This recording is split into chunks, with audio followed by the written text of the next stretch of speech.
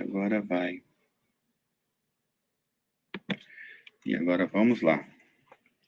Lição número 39 do Ceifa de Luz, compromisso pessoal. Eu plantei, Apolo regou, mas o crescimento veio de Deus. Paulo, primeira carta aos Coríntios, item número 3, versículo 6. Nada de personalismo dissolvente na lavoura do espírito, qual ocorre em qualquer campo terrestre, cultivador algum na gleba da alma pode jactar-se de tudo fazer nos domínios da sementeira ou da colheita. Após o esforço de quem planta, há quem siga o vegetal nascente, quem o auxilie, quem o corrija, quem o proteja. Pensando, porém, no impositivo da descentralização no serviço espiritual, muitos companheiros fogem à iniciativa nas construções de ordem moral que nos competem. Muitos deles, convidados a compromissos edificantes nesse ou naquele setor de trabalho, afirmam-se inaptos para a tarefa, como se nunca devêssemos iniciar o aprendizado do aprimoramento íntimo. Enquanto os outros asseveram, quase sempre com ironia, que não nasceram para líderes. Os que assim procedem costumam relegar para Deus comezinhas obrigações no que tange à elevação, progresso, acrisolamento ou melhoria. Mas as leis do Criador não isentam a criatura do dever de colaborar na edificação do bem e da verdade em favor de si mesmas. Vejamos a palavra do apóstolo Paulo, quando já conhecia os problemas do autoaperfeiçoamento, referindo-nos à evangelização. Eu plantei, Apolo regou, mas o crescimento veio de Deus. A necessidade do devotamento individual à causa da verdade transparece clara de semelhante conceituação. Sabemos que a essência de toda atividade, uma lavra agrícola, procede originariamente da providência divina. De Deus vem a semente, o solo, o clima, a seiva e a orientação para o desenvolvimento da árvore, como também dimanam de Deus a inteligência, a saúde, a coragem, o discernimento do cultivador. Mas somos obrigados a reconhecer que alguém deve plantar.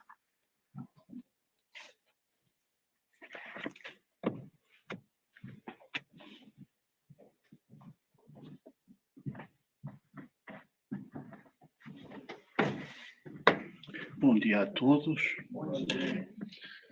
Vamos orar. Como a própria lição falou, vamos plantar, que sejamos os jardineiros da seara do Cristo.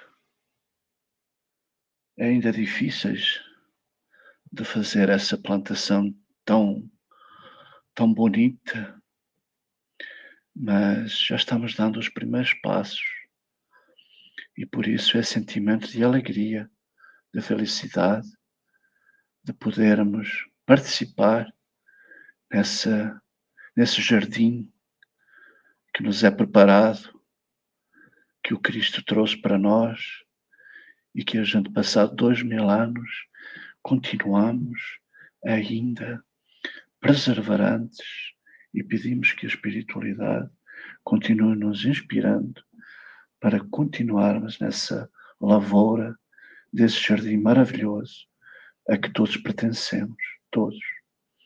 E assim, com alegria, com felicidade, nesse domingo maravilhoso, voltar à casa do Pai para podermos receber esse halo desse jardim maravilhoso que é o Evangelho, e que a nossa palestrante possa ser inspirada pela espiritualidade e possa regar um pouquinho mais esse jardim.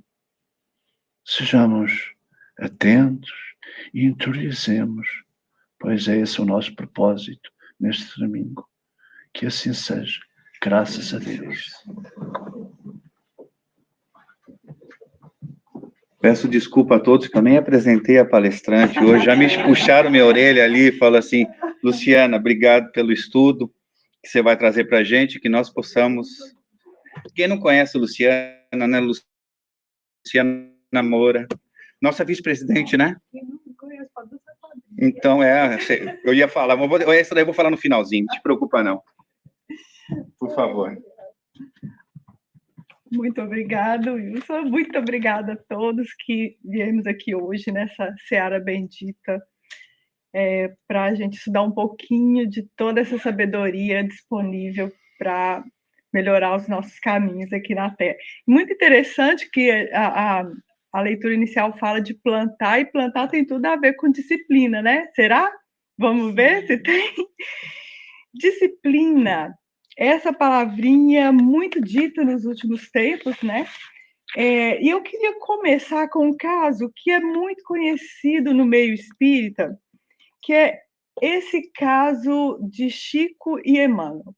Conta-se que Chico estava na cachoeira meditando, fazendo suas orações. Eu tive a oportunidade de conhecer lá um lugarzinho em Visita a Pedro Leopoldo, e ele estava lá fazendo as preces e ele vê uma luz em forma de cruz.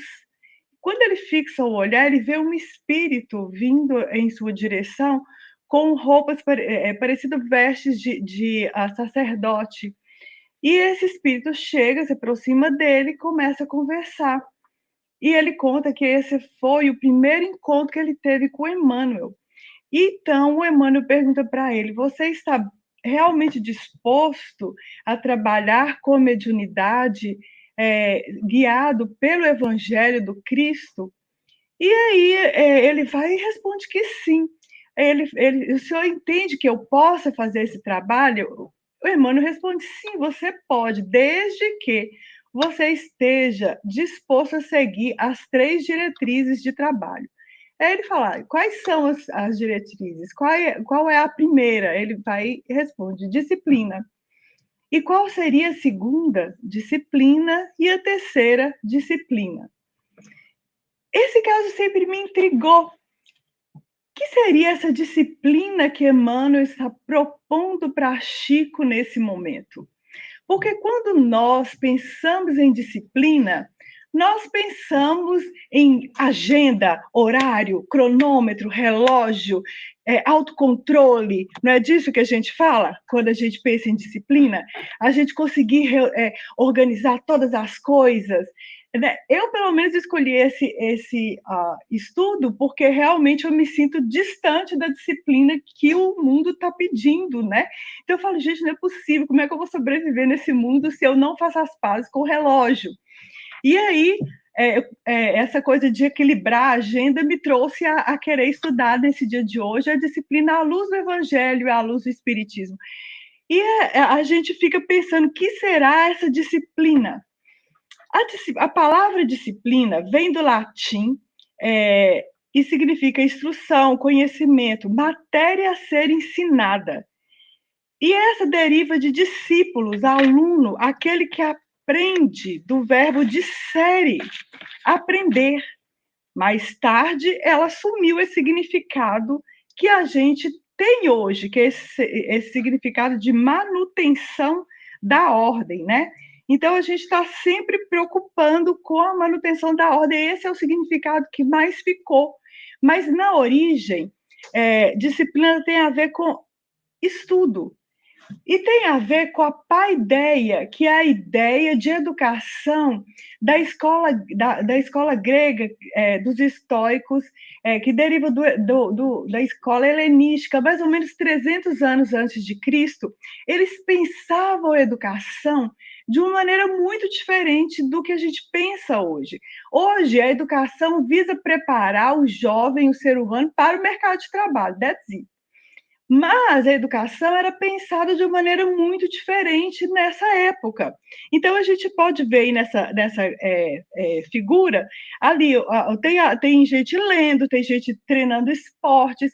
Então, era essa coisa de múltiplas disciplinas, como a gente fala hoje, né? A disciplina de matemática, de português, de inglês, mas também que trabalhava o físico, né? Os atletas, aqueles homens que iam para as lutas, para as disputas, a música. Então, o ser humano era pensado, e a sabedoria, a busca da sabedoria.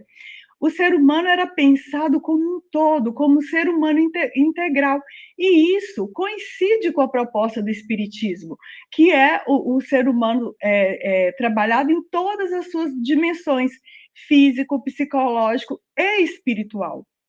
Então, você podia ter todas as matérias. Se você não buscasse a bondade, a virtude, você ainda não era um ser humano completo, porque isso fazia parte, né, do estudo da ética que os estoicos tanto prezavam. Então, essa ideia de educação que gera essa palavra disciplina.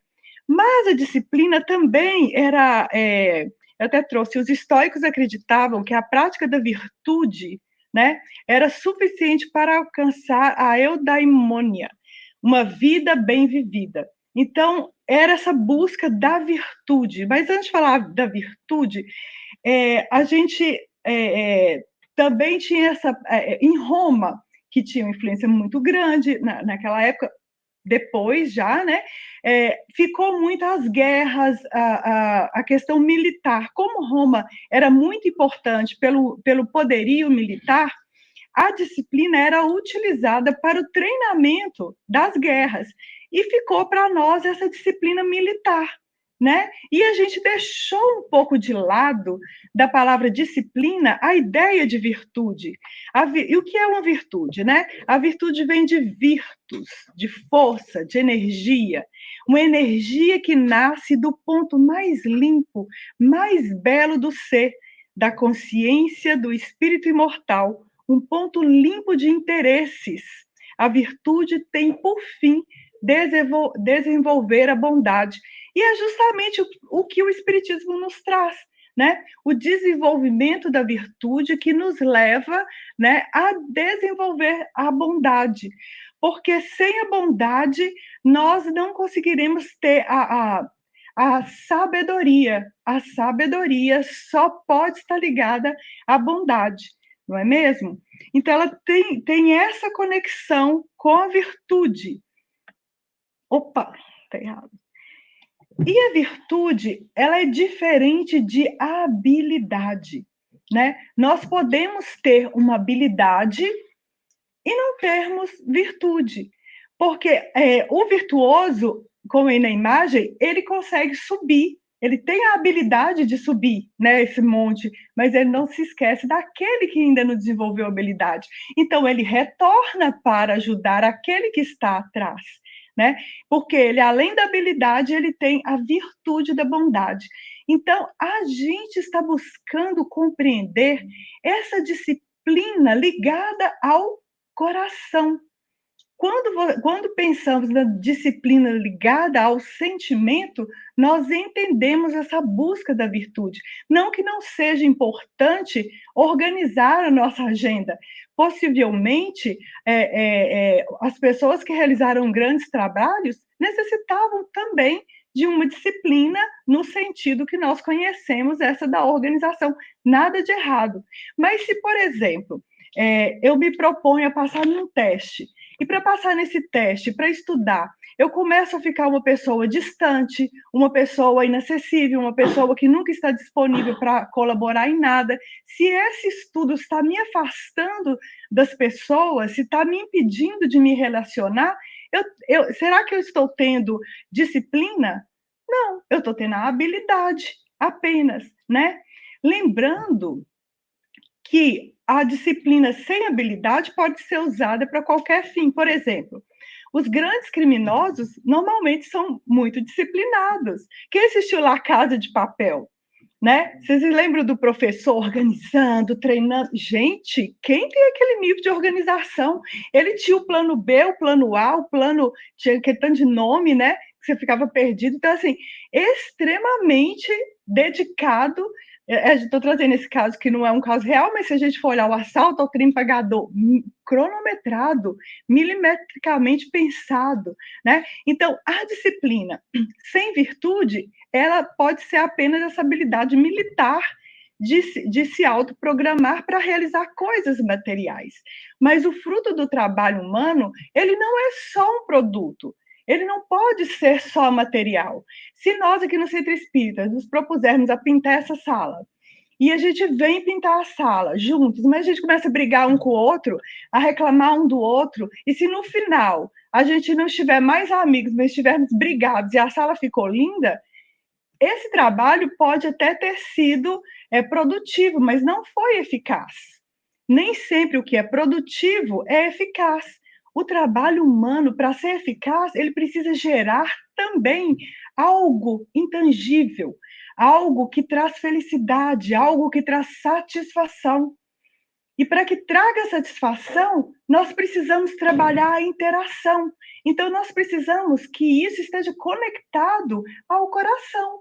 Porque se eu faço de qualquer jeito, no sentido de tratar o outro de qualquer maneira, eu não estou realmente trabalhando as virtudes do coração, né? Se a gente fosse organizar ontem a festa junina e desse um lucro enorme, mas a gente saísse de lá brigado, não teria sido eficaz, mas foi, porque todo mundo saiu alegre, morto, mas alegre, né? Então, foi eficaz. E é sobre isso que Kardec fala, e quando ele fala de disciplina, é sobre isso que Emmanuel, com certeza, falou com Chico, porque, pelo que consta, Chico, ele era uma pessoa altamente flexível. E ele dizia, disciplina não é a grade, é a chave da porta. E a gente vê que as pessoas, pessoas que são altamente eficazes, normalmente são altamente flexíveis. Jesus era altamente flexível. Ele falava com as mulheres, ele comeu na casa de Zaqueu, cobrador de impostos, ele era inclusivo, né? Paulo de Tarso tem uma fase da vida extremamente inflexível. Quando ele conhece o Cristo na porta da estrada de Damasco, ele passa a ser muito mais flexível. E quando a gente vê Paulo na segunda metade, ele adquiriu sabedoria, ele adquiriu flexibilidade. Quando a gente olha para a vida de Chico, claro que ele deve ter tido muita disciplina, porque ninguém faz uma obra homérica, escrever um livro. Gente, eu fui escrever lá a minha dissertação de mestrado, eu quase morri. Imagina a pessoa que escreveu, né, mesmo que seja mediunicamente, o tempo que ele não precisou para escrever 420 livros. Ele precisou de ter uma disciplina de tempo, óbvio, mas ele era altamente flexível, né? Então, a gente tem que tomar muito cuidado quando a gente está aí pensando na inflexibilidade, porque a pessoa inflexível, ela pode ser moralista, mas ela talvez não seja moral. Eu trouxe essa figurinha aí, né? Jesus lá no Calvário, algumas pessoas falando, se fosse gente de bem, não teria parado ali, né? Você viu ele caminhando com aquela prostituta, se referindo a Maria de Magdala. Então, assim, isso é só para nos lembrar que muitas vezes a gente acha que o moralista é moral, e muitas pessoas são moralistas, mas não são morais. Porque a pessoa moral, ela tem uma virtude, como a disciplina é uma virtude, está conectada ao coração, está conectado à lógica. Então, assim, para essas pessoas que julgavam Jesus na cruz, Jesus não era uma pessoa de bem. E depois nós fomos descobrir as razões amorosas de suas atitudes. Então, a gente consegue compreender sob um outro aspecto, né?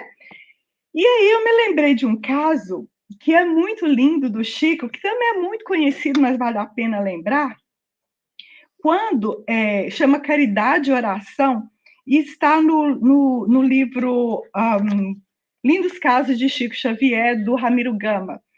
conta-se que a Chico estava lá no centro espírita, né, num dia de trabalho, e começou aquele burburinho lá fora, em Pedro Leopoldo ainda.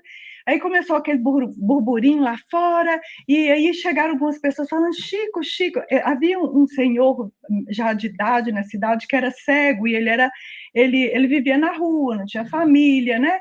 E aí uma pessoa, um bêbado, foi conduzi-lo para atravessar a ponte, mas o bêbado era bêbado, estava bêbado e ele era cego. E, resultado dessa história, ele caiu da ponte e se machucou muito. Aí o Chico foi ajudar ali naquele momento e viu que ele precisava de ter uma casa, de ter um lugar. Ele aluga, então, né, um cantinho, arruma um quartinho para esse senhor que era cego, um médico que estava lá, receita para ele de graça, mas Chico, ele precisava de cuidados. E Chico aluga um cantinho e pensa, eu tenho que trabalhar de dia, e ele precisa de cuidado o tempo todo. À noite eu posso cuidar, mas eu preciso de ajuda. Então, existia um folhetim que circulava na cidade, 1928, por aí. Ele escreve uma notinha pedindo que se alguém pudesse cuidar, né, do velhinho durante o dia, porque à noite ele cuidaria.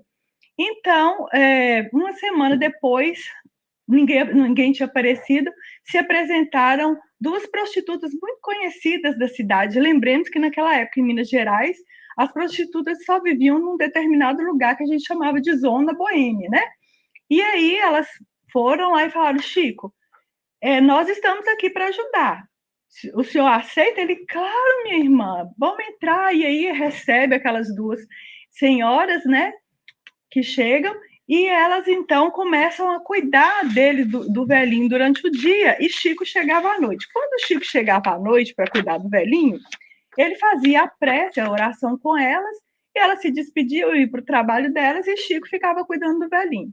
Depois, no final de um mês, o velhinho já estava recuperado, né? E ele fez ali a última prece junto com aquelas irmãs, e no final desse dia de prece, todos choravam de emoção. E aí, elas vão e falam para Chico, Chico, a prece e o convívio com você mudou a nossa vida. E nós queremos ter uma vida diferente. Vamos embora para Belo Horizonte. E uma arranjou um emprego na tinturaria, e a outra foi estudar e se tornou enfermeira, né? E elas mudaram a vida por causa da flexibilidade de Chico, que pôde recebê-las e tratá-las como uma irmã. Muito diferente dos julgamentos, porque aquele que tem a disciplina da bondade, ele ama primeiro e julga depois. Então, é sobre a flexibilidade que nós falamos quando a gente fala de bondade, de disciplina e de virtude. Quando a gente está muito apegado à disciplina militar, muitas vezes a gente não enxerga o que está à nossa volta, porque, como diz Saint-Exupéry, o essencial é invisível aos olhos, e eu estou convencida de que tem muito mais o que a gente não vê do que o que a gente vê nesse mundo, porque os olhos nos enganam muito, né? Eu tenho uma cunhada que é cega e ela me fala muito disso, ela me fala assim, hoje eu vejo muito mais. Ela perdeu a visão com 17 anos. Até um dia, a gente brincando, eu falei, se você encontrasse Jesus, você ia pedir a ele para voltar a enxergar? Ela falou, não, tem coisa muito mais importante para eu pedir para ele, eu estou bem com minha cegueira. Então, a gente começa a entender esses olhos do coração.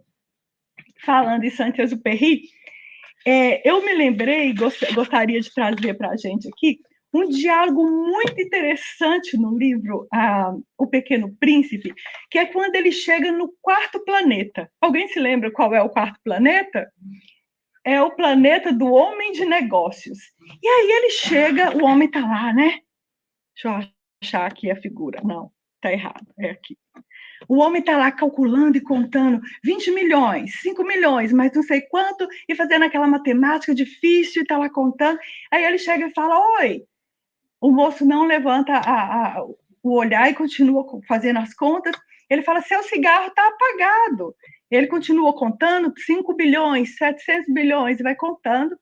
E aí ele vai e fala assim, não deu tempo de acender, e continua contando. E aí, como o Pequeno Príncipe insistisse em falar com ele, ele fala, olha só, eu moro aqui há 55 anos, só fui interrompido 2 vezes.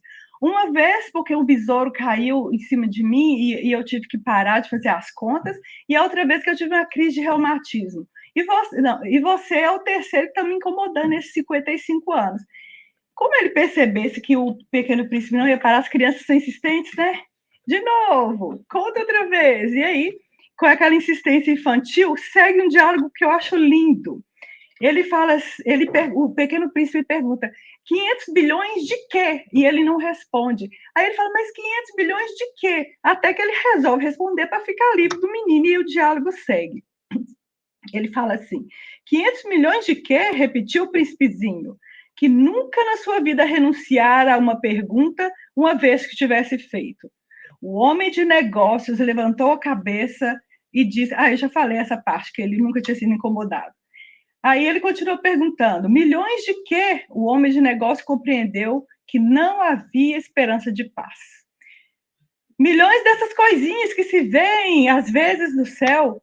Ele pergunta, moscas? Não, não. Essas coisinhas que brilham, abelhas? Também não. Essas coisinhas douradas que fazem sonhar os ociosos. Eu cá sou um sujeito sério, não tenho tempo de divagações. Estrelas. Isso mesmo. Estrelas. E que fazes tu de 500 milhões de estrelas? 501.622.631.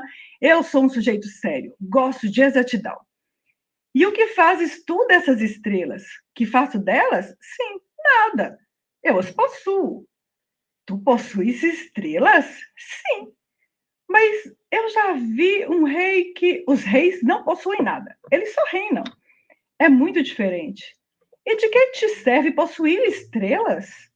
Serve-me para ser rico, ora. Te serve para ser rico?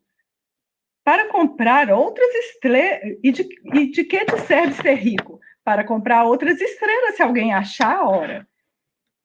Esse aí, disse o príncipezinho para si mesmo, raciocina como um bêbado. No entanto, fez ainda algumas perguntas. Como pode a gente possuir estrelas? De quem são? Respondeu ameaçador o homem de negócios. Eu não sei, de ninguém. Se não são de ninguém, logo são minhas. Porque eu pensei nisso primeiro, ponto. E basta isso. Basta pensar primeiro, sem dúvida. Quando achas um diamante e não é de ninguém, ele não se torna teu? Então, se eu pensei de primeiro, são minhas. Isso é verdade, disse o príncipezinho. E que fazes tu com elas?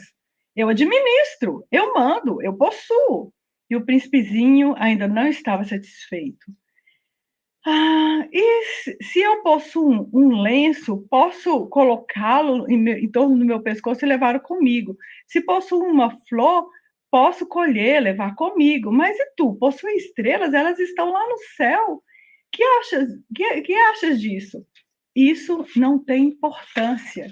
Eu coloco no papel, coloco no banco, digo que possuo e me torno rico. Ou seja, lógica nenhuma, né? E o príncipezinho, então, vai embora pensando, esses adultos são muito estranhos, né? E essa é uma lógica do nosso século utilitarista. Nós vivemos nesse século XXI, que é um século extremamente utilitarista. Só tem valor aquilo que tem uma finalidade egoística para cada um de nós. Nós vivemos um individualismo muito grande em nossos tempos de agora, né? Então, esse raciocínio militar, muitas vezes a gente usa a disciplina só para conseguir coisas, só para possuir. E às vezes a gente nem sabe por que está possuindo, né? Como ele pergunta, mas você tem estrela para quê? Para comprar mais, se aparecer, se alguém achar, né? Então, essa ideia da disciplina nem sempre nos leva à felicidade, porque existem pessoas altamente produtivas, altamente disciplinadas e altamente infelizes. Ou seja, nós precisamos achar esse ponto de conexão entre o fazer e o sentir. Essa é a proposta da filosofia. Essa é a proposta dos estoicos, essa é a proposta do evangelho. Mas nós também não podemos deixar de entender que a administração do tempo é realmente algo muito importante na nossa vida, porque ninguém vai sair do lugar se não conseguir organizar o tempo. Isso também no sentido de evolução pessoal. E até ter tempo para estar com as pessoas que a gente ama é muito importante, né? E aí a gente tem que entender um pouco sobre o que é o tempo, porque até o tempo precisa ser compreendido, a gente tem uma intuição do que é o tempo, né? Mas se a gente olhar, for buscar, por exemplo, na filosofia estoica, o tempo é dividido de uma maneira muito interessante. O primeiro é o soma. Soma é o corpo físico, material. Então, esse tempo material, esse tempo do relógio, que é muito ligado a cromos. Cromos é o mais forte dos titãs, né, da filosofia. Gente, lembrando que mitologia grega é para nos ensinar alguma coisa, não é uma historinha, né? Então, se a gente lembrar, Cromos, ele era o mais forte dos titãs. E ele mandava ali no Olimpo, porque era o senhor do tempo. Só que existia uma profecia que dizia que ele ia ser destronado por um de seus filhos. Aí ele ficou preocupado. Tomou uma decisão muito interessante. Ele era casado com sua irmã, né? E toda vez que a esposa dele tinha um filho, ela enrolava o filho, entregava para ele e ele devorava o filho.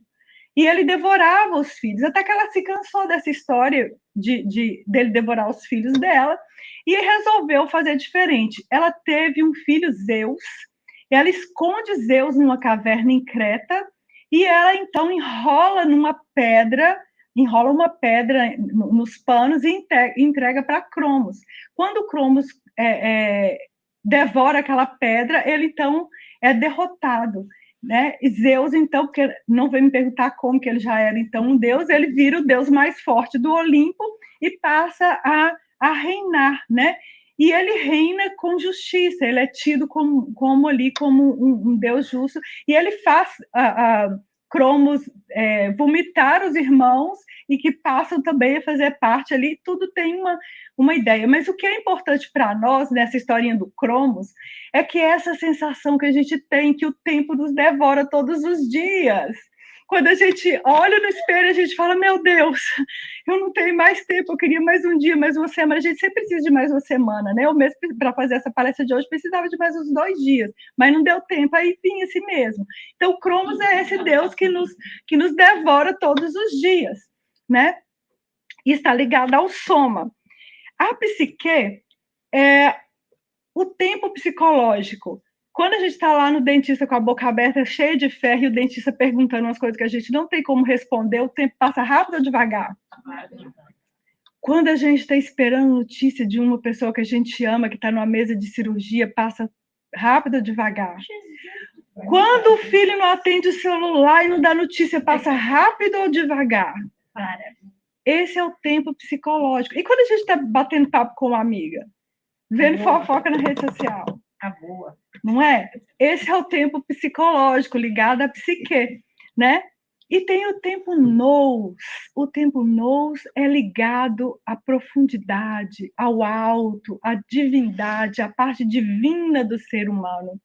O tempo nous é o tempo do amor. Quando a gente ama uma pessoa, você não tem um amigo que você não vê há 20 anos e quando você encontra parece que ele acabou de sair para comprar um pão e voltou? É o tempo do amor. Uma pessoa que às vezes já até nem está mais no planeta Terra e que a gente ama tanto, que está no plano espiritual, mas que a gente continua amando do mesmo jeito. Porque o tempo do amor, o tempo nous, ele desafia o tempo. Ele vence Cromos, como Zeus vence Cromos, o tempo nous vence Cromos também. Porque o tempo do amor, ele é muito maior do que o tempo Cromos, né?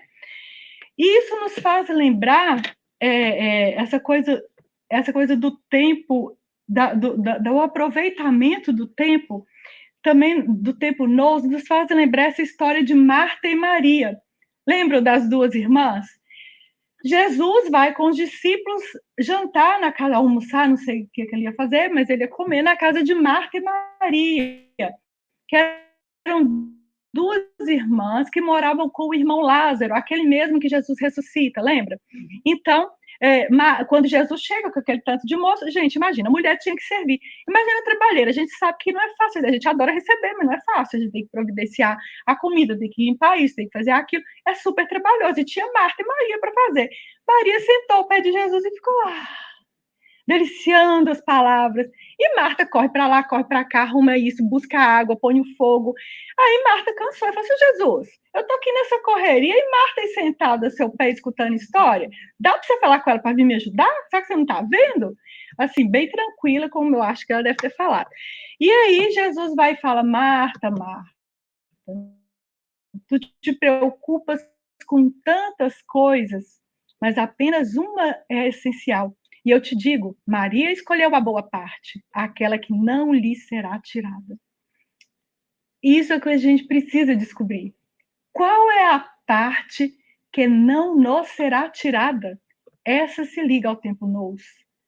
É a parte do amor. E Emmanuel fala, é sempre presente na presença divina, na presença de Deus. Para Deus não existe ontem, hoje, amanhã. Para Deus é sempre presente. Quando ele olha para a Luciana aqui, ele não vê só a Luciana, ele vê a Luciana fazendo todas aquelas coisas no passado, e ele vê uma Luciana fazendo coisas boas no futuro. Então, para ele, está tudo junto, nessa pessoa que está aqui agora, porque é sempre presença na presença de Deus, porque Deus é amor. E o amor consegue vencer o tempo cronos. Por isso a gente fala, o tempo de Deus não é o nosso tempo, porque o tempo de Deus é o tempo da sabedoria, é o tempo do amor.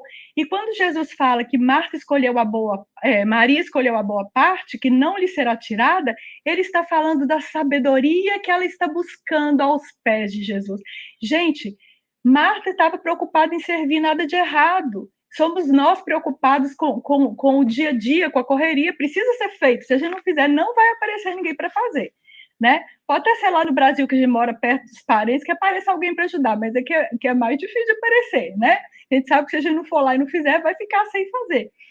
Mas Maria teve a percepção de que ela estava de frente de Jesus. Ela conseguiu enxergar que ela estava de frente de uma oportunidade única na vida dela. E ela despreocupou-se das coisas materiais para beber daquele momento. Gente, quem tem condição de sentar aos pés de Jesus e ficar escutando? Ela percebeu isso. E tantas vezes a gente não percebe o nosso momento de estar aos pés de Jesus. Quantas são as vezes que a gente está aos pés de Jesus, a gente está preocupado com o fogão, né? Então, é muito importante nós termos condição de perceber que estamos aos pés de Jesus para que a nossa disciplina não seja grade, mas seja a chave da porta. Para que a gente tenha condição de perceber isso, nós temos que começar com a disciplina do pensamento, porque tudo começa no pensamento. Como Emmanuel fala no livro Pensamento e Vida, nós plasmamos a vida que pensamos. Tudo inicia no pensamento. Então, a busca de virtude tem que começar no acertar o nosso pensamento.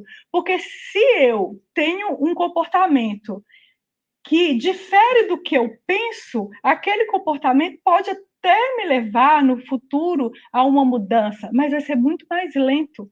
Tudo bem que, graças a Deus, pelo menos eu já estou tendo um comportamento adequado, mas isso tem que começar para ser real, para ser profundo, para ser Maria aos pés de Jesus, no pensamento.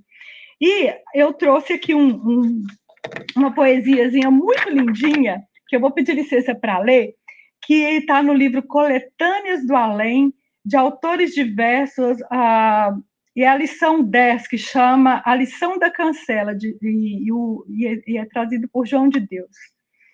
E a lição é essa. Enquanto brincava Alberto, junto aos barcos de papel, O touro bravio e forte avança para o quintal. O pequeno quis correr, tentando defesa incerta, mas o touro atravessa a grande cancela aberta.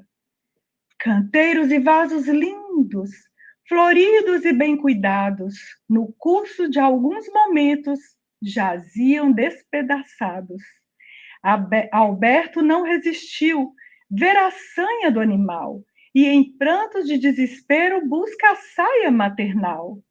Dona Gertrudes, porém, que via aflita o jardim, num gesto de proteção, toma o filho e diz assim: Vês, Alberto, as nossas flores tombando desprotegidas?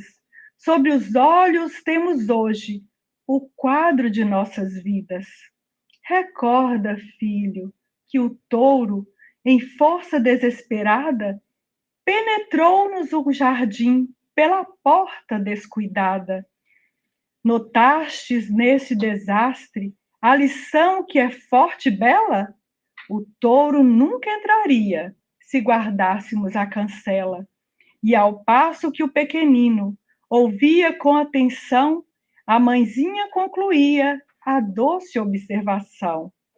Quem deseje conservar as luzes do sentimento necessita reguardar a porta do pensamento. Em nossa estrada, meu filho, há monstros destruidores. Defendamos a cancela que protege nossas flores. Então, o pensamento é o início de tudo. Nosso pensamento pode nos conduzir à disciplina que nos remete ao coração, à bondade em tudo que fazemos, ou também pode nos manter, nos aprisionar na ideia do homem de negócios, que faz, consome a saúde sem entender por que faz, né? Então, é dessa disciplina que Emmanuel falava para Chico, e a gente vê Chico extremamente disciplinado e extremamente flexível. Muito interessante, eu estava ouvindo uma edição antiga ali do Pinga Fogo, e o apresentador faz uma pergunta para ele. Pergunta para ele se como que ele recebeu tantos romances, né? Se foi fácil, como que foi receber aqueles romances todos. Aí ele conta que ele viu a produção mediúnica da Zibegama, não parece? Gasparetto. Não é da Gasparetto, não. Não, de uma médium antiga, que eu me esqueci o nome, e ele teve vontade de receber também romances. E ele vai e pergunta para Emmanuel se isso estava na programação.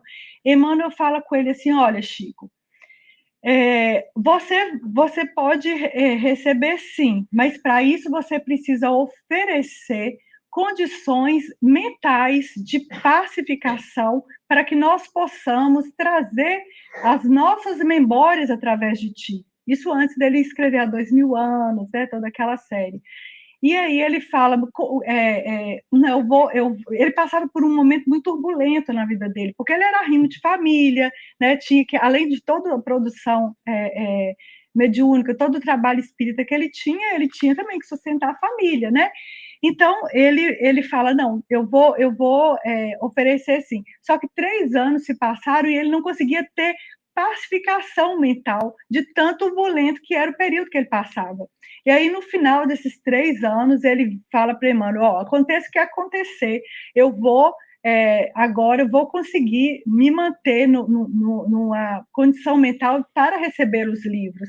E Emmanuel fala com ele, então começa fazendo 1 hora de meditação por dia, né? Até você ter ali a condição de estar recebendo. E começou a aclimatá-lo aos ambientes dos livros, né? Para que depois, olha só, gente, a paciência, espera 3, 4 anos até que um trabalho se realize. Hoje, nesse século de turbulência, de efervescência que a gente vive, a gente quer para ontem. A gente quer sentar na mesa mediúnica e já receber o livro pronto, a gente quer tudo, a gente quer já ser bom de uma hora para outra. Gente, nós viemos de reencarnações complicadas. A gente precisa primeiro fazer o deverzinho de casa do autoconhecimento, que não é fácil, né? Olhar para dentro de nós, buscar os nossos, a nossa realidade íntima, reconhecer as nossas dificuldades, os nossos vícios, para então definirmos quais as virtudes que nós precisamos trabalhar. Isso é um processo lento, né? E é desafiador, nos tempos de hoje, a gente realmente fazer esse processo, né? Então, esse é o convite da disciplina, é um convite para que nós realmente possamos fazer esse mergulho em nós mesmos, para encontrarmos a bondade, para encontrarmos esse ponto puro. Porque se eu sou uma pessoa que busco a disciplina real, eu vou ter uma dieta alimentar que seja saudável, porque eu amo o meu corpo físico. Meu objetivo não vai ser a mais bela da cidade, não vai ser a Miss, isso ou aquilo, para mostrar para o outro, vai ser ter um corpo saudável. E se é esse meu objetivo, é muito mais fácil resistir àquilo que eu não posso comer. Né? Se aquilo ali é para minha saúde e eu entendi isso e eu tenho amor o suficiente, eu vou ter uma alimentação, né, boa, porque eu tenho uma disciplina do amor a mim mesmo. Porque Jesus fala, ame ao outro como a si mesmo. Ninguém ama o outro de verdade se não amar a si mesmo. A gente pode se projetar desesperadamente no outro, a gente pode querer reter desesperadamente o outro, mas amar é outra coisa. Né? A gente pode querer ter no outro uma segurança que talvez nos falte, mas amor é outro projeto. Né? Talvez isso seja o rudimento ali da caminhada amorosa, mas amor é outro pensamento, amor é outro patamar de sentimento. Né?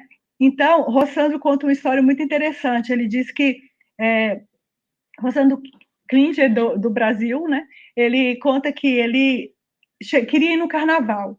E aí ele chegou em casa e falou com a mãe dele que ele queria ir, e a mãe dele falou, não, você não vai.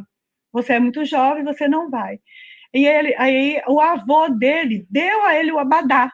E ele falou, mas meu avô me deu o abadá, mas você não é filho dele, você é filho meu, você não vai. E aí ele fala, mas e fez aquelas coisas legais que os adolescentes falam para os pais, né? E aí ele fala, você acha que eu vou te amar? Aí ela falou assim, olha, você não precisa me amar, mas respeitar, você tem que respeitar. Vai para o quarto, você não vai. E aí ele ficou com muita raiva e tudo, e ele conta que anos depois, estudando psicologia, ele entende que amor é um sentimento complexo, que ele começa, mas ele tem que ser trabalhado. Então ele entende o que a mãe dele quis dizer naquele momento, que ela não esperava dele amor naquele momento, mas ela exigia dele respeito, porque ela estava no papel de mãe e ele tinha que estar no papel de filho, né? Então, o conhecimento de nós mesmos, essa busca da nossa interiorização nos leva ao entendimento da virtude, e a gente vai, então, fazer essa distinção entre uma habilidade e uma virtude, né? E aí, nessa imagem, nós temos Odisseu, ou Ulisses, mais uma historinha da mitologia, porque é muito gostoso estudar filosofia, né? E eu adoro, eu resolvi trazer, porque eu acho essa história muito interessante. Você se lembra da história de Ulisses, que vai lutar na guerra de Troia, né? E ele está ali na linha de frente, ele é um dos idealizadores do cavalo de Troia, e eles, então, vencem a guerra. E Ulisses vai voltar para Ítaca, que era o reino dele, ele era rei de Ítaca, e ele era casado com Penélope.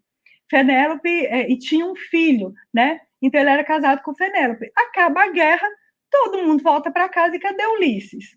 Não consegue voltar.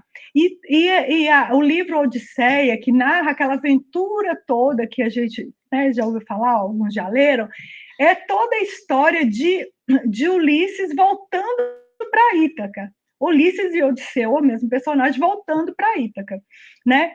E aí a gente vai entendendo o que significam esses personagens para a filosofia. A volta para Ítaca é a volta para esse reino interior, para esse interior de nós mesmos. E ele só quer voltar para Ítaca por causa de Fenélope. Fenélope, sua esposa, é a personificação para a filosofia da alma, da nossa alma. E se vocês lembrarem, Fenélope está lá em Ítaca, esperando voltar o marido. Como o marido não volta, começa a ter os pretendentes. Eles querem casar com ela para ser rei de Ítaca. E ela vai e fala, só vou casar depois que eu terminar de tecer esse tapete. Aí ela tecia o dia inteiro, à noite ela desmanchava tudo. Porque essa é a simbologia da nossa alma, que nunca desiste de nós. Fenélope é a nossa alma que não desiste de nós mesmos. E Ulisses voltando para Ítaca é a busca, a nossa busca pela nossa essência, pela nossa alma. Então ela tece lá, até que um dia, né, ele consegue chegar a Ítaca, depois da Ilha das Sereias, daquela confusão toda que vocês já conhecem, ele consegue chegar em Ítaca. Quando ele chega, a deusa a Atenas fala com ele, eu vou te disfarçar, para ver se Fenélope está atenta. Né? Então ele primeiro quer saber se a mulher foi fiel, que já era 20 anos, né, gente? E ele queria a mulher fiel, não é assim, né? 20 anos, ela estava lá, bonitinha, esperando ele. É assim que funciona. Então, ele vai e disfarça, ela coloca nele uma fantasia de um velho, de um mendigo, uma pessoa muito diferente, porque a ideia do Odisseu é aquele homem forte, né?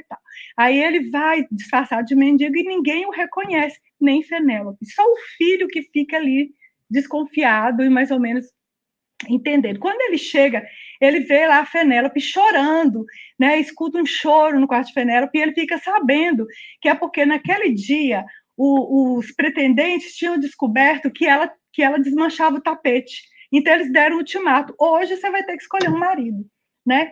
E aí ela estava ali desesperada sem saber o que ia fazer. Mas ela foi para o salão e falou: olha, eu vou casar só com um homem que conseguir pegar o arco e a flecha, esse arco, essa flecha, e passar por entre essas 12 argolas. Eu não sei se dá para vocês verem em pezinho aí, onde ele está mirando, umas argolas. Quem conseguir passar o arco pelas 12 argolas sem tocar em nenhuma argola vai ser o próximo rei de Ítaca. Difícil, a moça não é fácil, não. E aí, um tenta, o outro tenta, ninguém consegue, aquela luta, aquela labuta. Aí levanta lá o velhinho e fala: eu vou tentar. Todo mundo ri, né?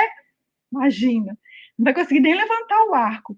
Mas aí ele chega, consegue montar o arco. Essa é a primeira pista para Fenélope, porque somente o marido dela conseguia montar o arco. Mas homem nenhum conseguia, era muito difícil. E aí está a personificação da disciplina. A disciplina de conseguir ter a habilidade de montar o arco, porque ele amava aquela flecha, aquela era a arma dele, daquilo ele era especialista, e aquele amor fazia com que ele pudesse montar o arco.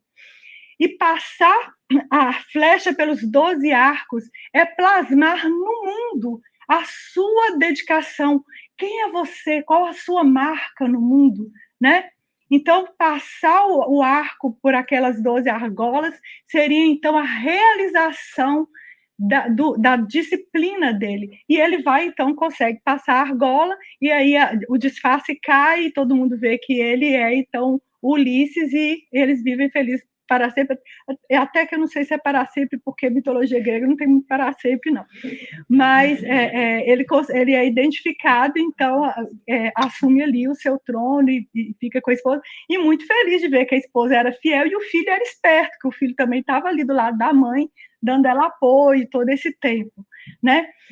Então, a disciplina está sempre ligada ao coração. E eu queria finalizar com uma historinha muito linda de Madre Teresa de Calcutá. Madre Teresa, ela era uma pessoa muito conhecida lá em Calcutá, muito caridosa, uma expoente da igreja, todo mundo sabe a história dela. Mas ela não era lá muito amiga do relógio, não. Ela parava para atender um e demorava. E ali, né, ela tinha essa fama de ser atrasada. Até nisso eu fico muito feliz, que eu falo assim, graças a Deus, provavelmente uma pessoa boa que era também atrasada. E ela, então, se atrasava muito. E aquele dia, o Papa estava na cidade para condecorar a Madre Teresa. Olha só, ela ia receber das mãos do Papa uma condecoração. E aí o bispo que recebia o Papa, muito feliz, virou para ela e falou: Madre Teresa, pelo amor de Deus, hoje não. Chega na hora só hoje, Madre Teresa. Aí ela falou: não, claro, eu vou e tal. E foi bonitinha, foi buscar ela lá no trabalho da social. E na hora que ela estava indo, passando, ela viu uma pessoa muito doente, um mendigo muito doente. E ela fala: para o carro. O cara fala: nossa, Madre Teresa, hoje não. Para o carro, meu filho. Só vou dar uma água para ele e ver de que ele está precisando. Aí ela desce, conversa, dá aguinha, faz ali a reza dela, dá comida, aquela coisa de Madre Teresa, 20 minutos. Aí entra no carro, o chofer já estava desesperado, chegou. Quando ela chegou lá atrasada, o bispo falou: Madre Teresa, mas é o Papa! E ela fala: bispo, mas eu encontrei Jesus no caminho. E aí a gente fica pensando se ela era indisciplinada ou se ela reconhecia Jesus pelo caminho, né? Então, que nós possamos, como Ulisses, montar nosso arco, passar nossa flecha nas argolinhas e plasmar no mundo esses sonhos lindos que eu sei que está no coração de cada um aqui nesse salão. Esses sonhos de um mundo melhor, esses sonhos de ajudar as pessoas, esses sonhos de fazer mais sorrisos, todos esses sonhos que eu sei que estão nesses corações lindos hoje, que possam se plasmar no mundo pela disciplina ligada ao amor, que ela não seja rígida, mas que ela seja eficaz. Muito obrigada, bom dia para todos nós.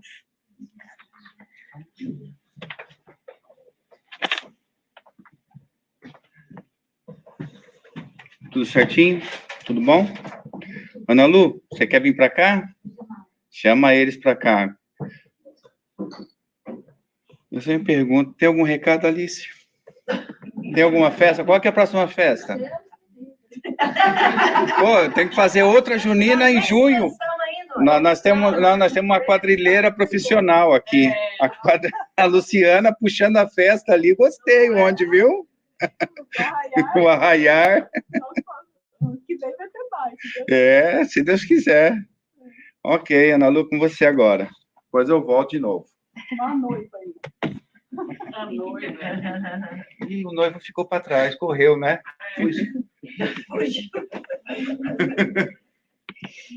Então, amigos, eu trouxe os jovens aqui, Bom dia. Bom dia. Nem todos estão presentes, né?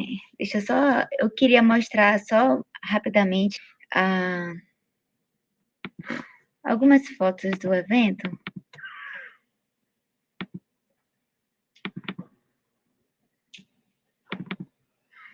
Enquanto eu vou falando, eu vou deixar passando aí na tela. Vai passar na tela, vai, né? Vai. Se você quiser passar no negócio, conecta o share. Eu acho que... Não, acho que eu vou encerrar. Sim. Deixa eu só... Uhum. Eu só vou fechar aqui, rapidinho.